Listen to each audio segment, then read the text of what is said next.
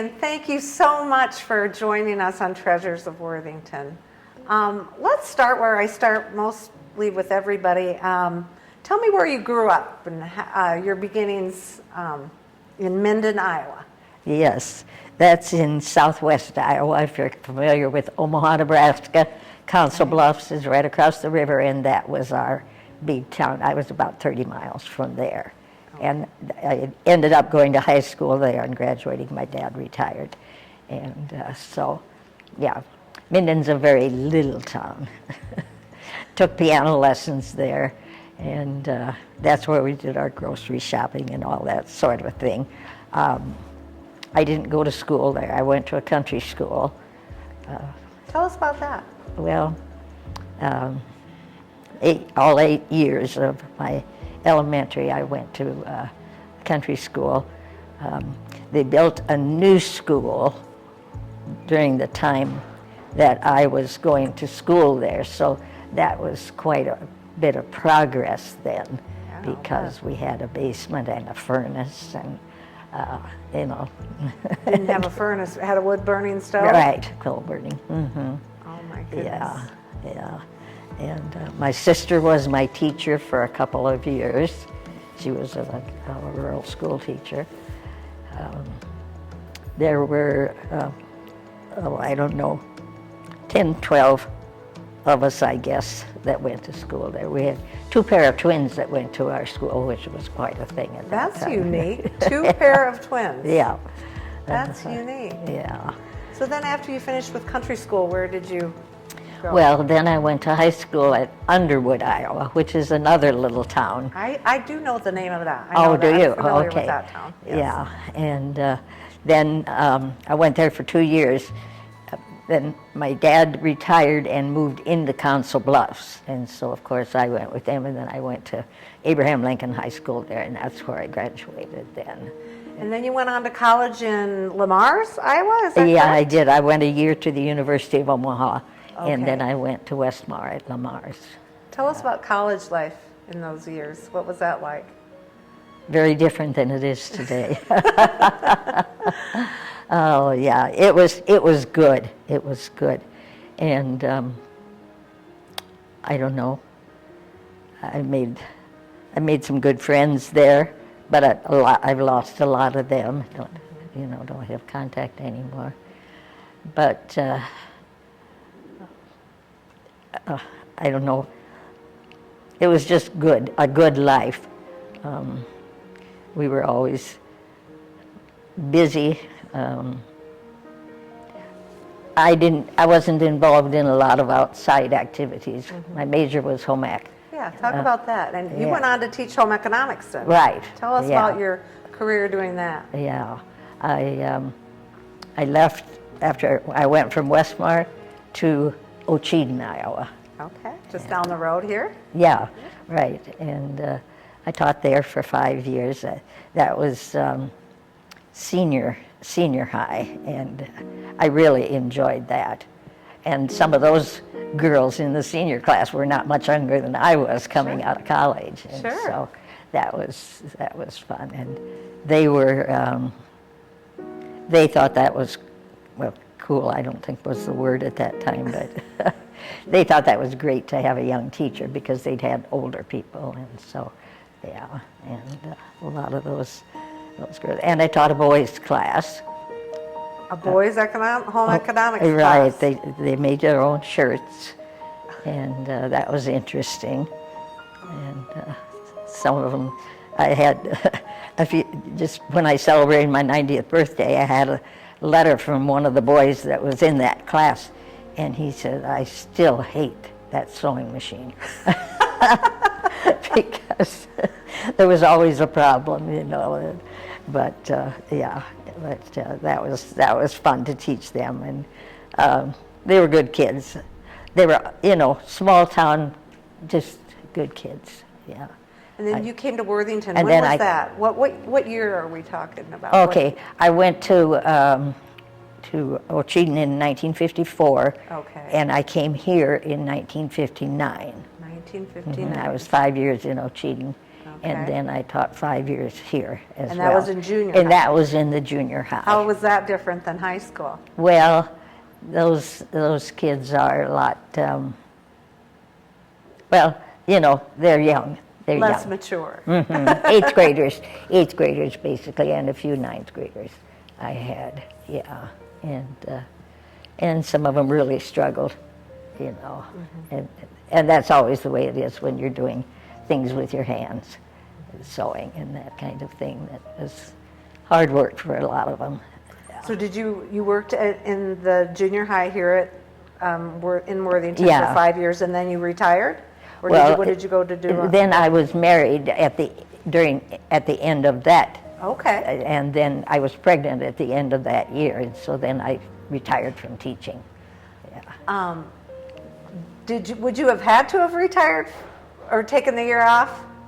Because things are different back then, right? Yeah, I don't know. I guess I had no desire to Right. keep teaching at that time. So that was in the 60s. Yeah, that was it. We were married in December of '63, and so I retired in the spring of '64, and Roxanne was on the way, and so I stayed home then. So. I know Roxanne's just a few months older than I am, so I know exactly how old Roxanne is.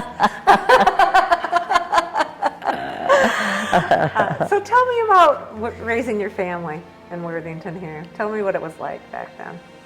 Hectic. To say the least, I'm sure. Yeah, she was born in '64, Mark was born in '65, Craig was born in January of '67. So I had 3 of them basically under 3. And then Rosalie came along 4 years later, I guess it was, wasn't it? 71, yeah, yeah. But Wow. yeah, Good thing you had all that home economics training. I don't know how much that helped or not. You're just trying to survive out there. Right, yeah. You know, it was good. It was good. I was busy, you know. You were just constantly on the go, and somebody was always in trouble, and somebody was doing something to somebody else, killing them or trying to, or, you know, they were good kids, but they were kids. And, you know, yeah. Raising kids in a small town in the 60s and 70s is different than it is now. Tell me what it was like back then. Well, we talk about that often. The kids could go out on their bikes, they could go wherever they wanted. I didn't worry about them, you know. If they were home by dark, that was good. And they used to sneak off. They'd go up to, we live across from the nursing home, and so they had a pop machine, and they could go up there, and they'd sneak up there and get pop, because I was not a person to allow a lot of pop drinking. And I learned about that later, that they did that, you know. But yeah, they would play ball down at the, well, what's the soccer field now? Oh, you okay, know? sure. And they'd ride their bikes down there, and Rosalie would go down there. She played on the boys' team, and she'd go there at night, you know, in the evening, and they'd go to A&W for root beer after the game, and she'd come home on her bike. I never worried about her, never gave it a thought. Oh, today I would not do that. I would not do that, you know. Society certainly has changed. You've seen some changes in the community of Worthington too. Can you Right. talk about that a little bit? Well, I'm not out in the community a lot, and so it doesn't affect me in a lot of ways. But I certainly see that there are changes, and you know, it makes a difference in the way people treat one another, I think. We're not always as accepting as we might be. We kind of like to do things our own way, and we struggle with that. And I think the older you are, perhaps the harder that becomes to make those changes, you know. That's good insight into that. I think you're right about that. Talk about, I know you're active in your church. Talk about that a little bit. Okay. That has been, I guess, my mainstay through the years, is my faith and the church. And we used to have a Christian women's club. I don't know if you're familiar with that, but I was very active in that, and that was another big piece of what I was involved in. I did that, and then at my church, I worked with Bible school and care committee and women's groups. I was just looking at, pulled some things out of my file the other day, and I was looking at it, some things that we had done as a women's group in church. And I said, we don't do those things anymore. You know, society has changed, and the things that we try to do and are involved in, the younger generation is just a little different. And we haven't. And I'm not saying that they wouldn't if maybe they were presented with some of the ideas. I don't know, but it doesn't seem to come forth out of them, you know. Yeah,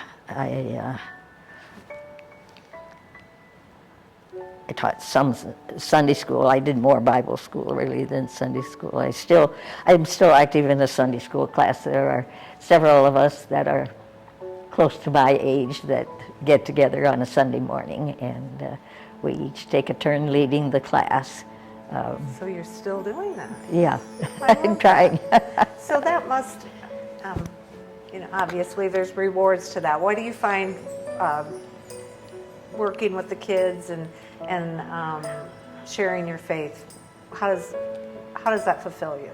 Well, it's just good for me because it keeps me working at my faith, keeps me believing and knowing how important it is, and sharing it, and sharing it with people your own age sometimes is a good thing because we have the same perspective on a lot of things, and Right. others don't, and so that's a good thing. Yeah. So you stay active. What other kinds of things do you do? Go to basketball games.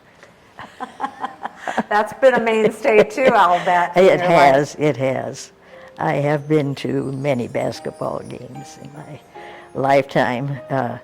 I'd never been to a basketball game until, well, I guess when I came to Ocheyedan.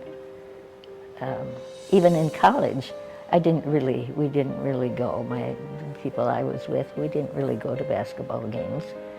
College had a team. And that they were kind of, well, they were the sports guys, and we didn't associate so much with them, which Right. I'm sad to say. But yeah, and then the boys were little and they played, basketball. So it started out with that, and then Maz came along, and she loved it, and she'd have me out on the driveway with her sometimes, and if perchance I would fall flat on my face, she didn't help me up, she laughed. And we talk about that often. I haven't forgiven her for that She wasn't yet. giving you any break. No. No cutting you no slack. Exactly. That's probably what makes her a good coach. Well, you have to be that way, that's true. Yeah. And so, Mark played basketball a little bit. He did not. No, he played football. Football was his big thing. And Craig was football as well. Craig wrestled. He was a big wrestler. And so it followed that. And Roxanne played some basketball. She was a cheerleader. That was her big thing. Yeah. So lots of sporting events you attend. Yeah, that's right. Very involved in And that. then now you've got grandkids that play as well. Right. Yeah, they play football, and they play basketball, and they play well, they go to the Christian school and they have to play soccer there because that's just what you do. And they have a track thing there. And so, it's just been a plethora of different activities through the years, all kinds of sports. That has been a big thing in my life. I guess not growing up, nothing of that, but since I had a family, that's what it was. Can you talk about a little bit of your life as your married life and your family life and living? Did you raise the kids right where you're still at? Well, we lived in a house over on West Shore. That's where we moved after we were married. Okay. And then we outgrew that house and then moved into the house where we live now. Okay. Yeah. And how long has your husband, can you talk about your He's married life? been gone for a little over 30 years. So you've been on your own for quite some time. Yeah, and he was a farmer. Okay. He farmed down at Sibley. We lived here in town, but he farmed at Sibley. Yeah. I was not really actively involved in the real farming part of it, except for the book work. That was my... So you did the book work for the farm and kept the house and raised the kids. Yeah. That's a lot. That's a lot. That is a lot. Yeah. So what keeps you, besides all your faith and the things that you attend and are involved in, and your lovely family, I know is a huge part of your life, what else keeps you going? Well, I don't know. That's pretty much it, I think. That's enough, right? Yeah. I just came back from the basketball tournament in Rochester. I went to that. Okay. The girls were over there. I got to go to that. My family saw to that, and that was good. And day-to-day life, I can take a lot of naps. Roxanne said we might have to work in between your coffee schedule. I have a mother that has a very rich and full social schedule that involves her coffee gals. Well, tell me about that. Well, I have a friend that I meet for coffee every week, and we try to do it on a Monday morning. That's what it is. But she's had some health problems, and so we've had to juggle our schedule and work around how she's feeling, and things change. Yeah. And through the years, I had a very busy coffee schedule. I had a friend that I went to coffee with every afternoon, unless the world was ending. And so, And sometimes I had another friend that I'd go with in the morning, and in between the other things that I did, I managed to always have my coffee, and appreciated that. Yeah. You talked about things changing. Lots changed in your lifetime. In this many years, it does. It happens. What has been maybe the biggest surprise or biggest thing that you've noticed in your time here on Earth that's changed? I don't know. I think just how much the world has changed. What I hear and what I see. I don't like to listen to the news. There's so much that's not positive, and that really bothers me. That we can't dwell on the positive. We have to dwell on whatever is bad. I was listening to the news this morning, and everything that they were talking about. It was, and I feel for those people where they've had the tornadoes, the bad storms, all of that kind of thing, and we're so blessed here because we have not had that. We complain about the wind, but it hasn't blown us away. Weren't we? Yeah, it's just a different world. Nobody, well, I shouldn't say nobody, but we're just not content with what we have.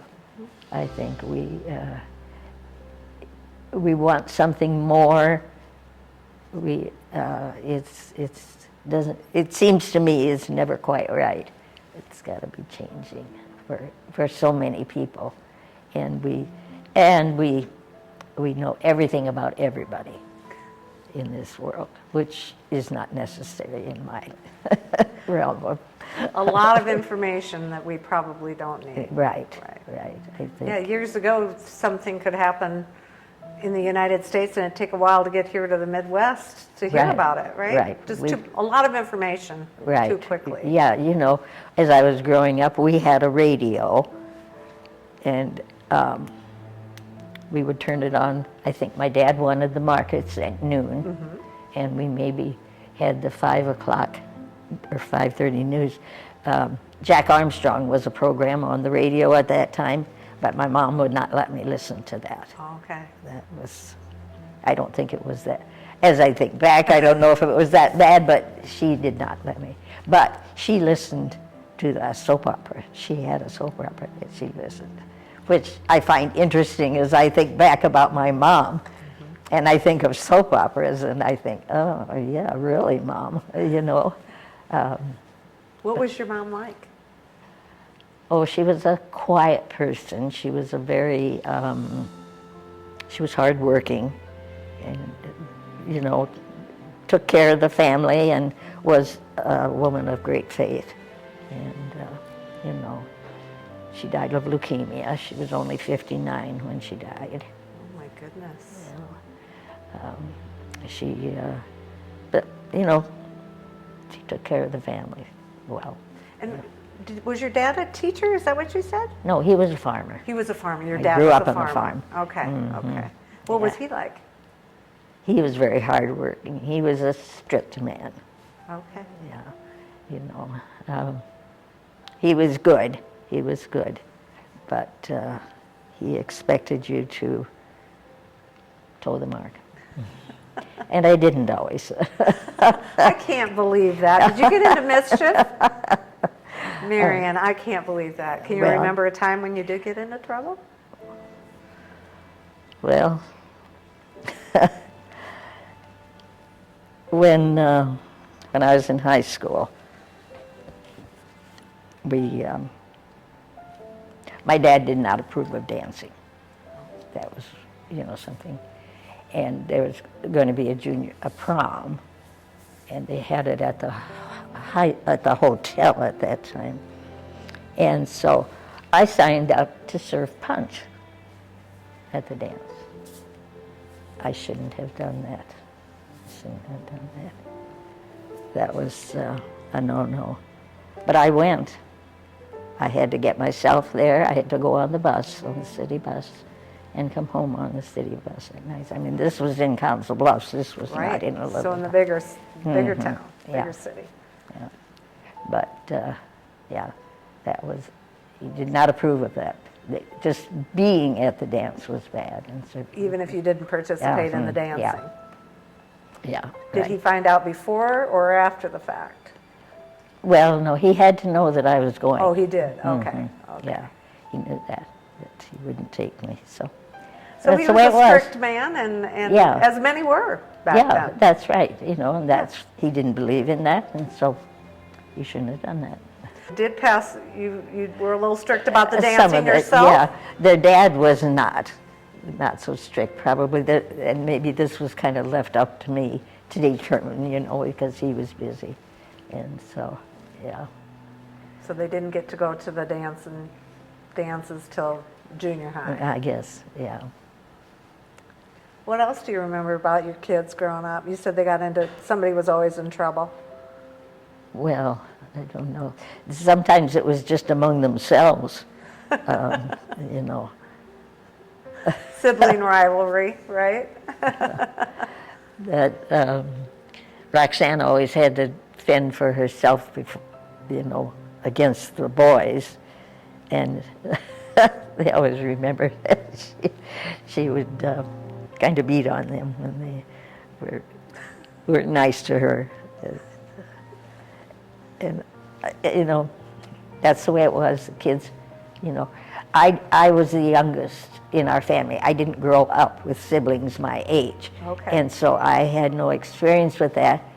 my husband was an only child, so neither of us really had grown up with siblings that you had to get along with, and knowing how to do that. Maybe was a little harder for us to parent that than it might have been. Yeah, not having a sibling experience yourselves. Yeah, that's right. What do you want, or what advice did you give your kids, or would you give anybody that, as someone who's had a long, fulfilling life, what would you say to people about navigating this thing we call life? Well, be positive.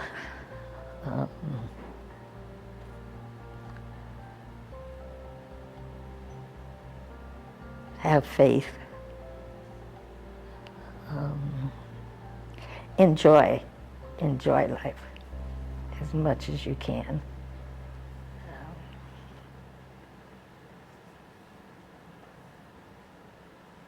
Take time to, so to speak, smell the roses. Enjoy, you know.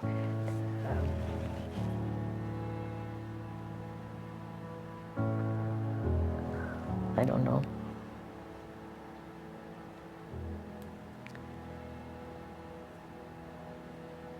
Just be as happy as you can be with your circumstances. Some contentment. Right. Yeah, you had spoken about how we kind of in this society seem to want more, or not happy with what we have. Yeah, and I think that is very destructive, not being able to love what you have, you know. So what makes you happy now, these days? Well, I can get up, I can look out the window and see the world. My eyes are failing, and so I'm appreciative of every day when they're good and I can see. And my family.